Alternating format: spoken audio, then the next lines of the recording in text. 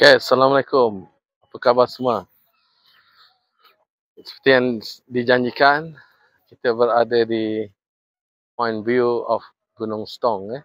Inilah keadaannya. Kita tengok, begitu cantik. Kadang-kadang air ini terhenti. Kalau kita pausekan gambar video kita, air dia terhentilah. Inilah dia view point di Gunung Stong. Situ ramai kaki-kaki ride nak bergambar. Ramai orang nak bergambar. Jadi kalau daripada Dabung nak ke Gua Musang tu di sebelah kanan. Kalau daripada Gua Musang di sebelah kiri lah. Jalan antara Jeli ke Gua Musang dan Kuala Krai ke Gua Musang pun boleh. Kalau dari Kuala Krai ni sempang kiri. Menghala ke Gua Musang. Inilah dia Gunung Stong. Tapi kita tak berniat lah nak daki. Dan saya pun bukan seorang yang adventure. Tak daya saya nak daki di sana. Tapi nak bergambar, nak apa, cantik lah. Di Gunung Stong. Mungkin bila orang dah tak terlalu ramai kan, kita nak ke sana jugalah. Sambil buat-buat konten kaki ride dan sebagainya. Jadi Gunung Stong ni berada dalam Dabung, jajahan Kuala Krai, guys. Jajahan Kuala Krai. Jajahan tu di daerah lah. Dalam jajahan Kuala Krai. Okay? Cantik tak, guys? Gunung Stong.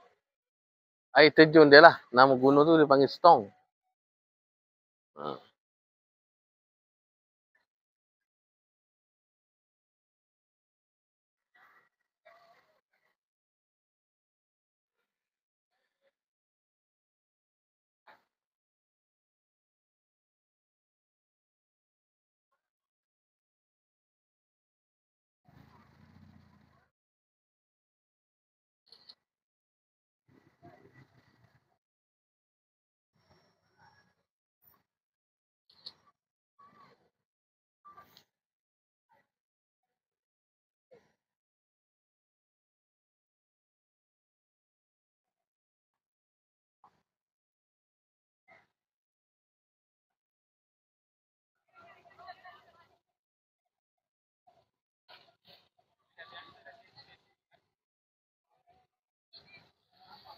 Ni kalau ditarah hutan ni habislah pencemaran.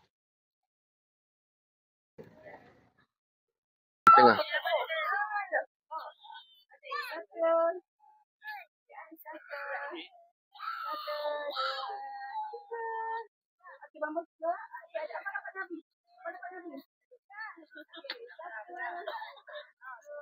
Di sini boleh bergambar macam dengan orang ni tadi.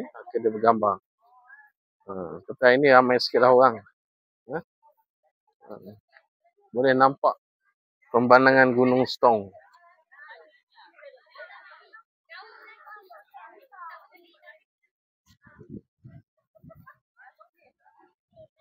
Nampak orang yang bagi yang kaki bergambar memang seronok lah.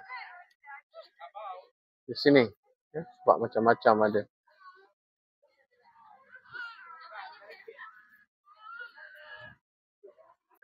Okey. Di sinilah yang tempat untuk orang bergambar. Di Gunung Stong nampak perkataan ni. Nampak air terjun. Memang sangat cantik. Gunung Stong.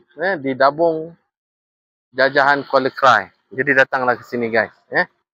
Memang ada sentiasa je ada orang nak gambar. Terutamanya pada cuti sekolah. Tolong like dan subscribe, guys.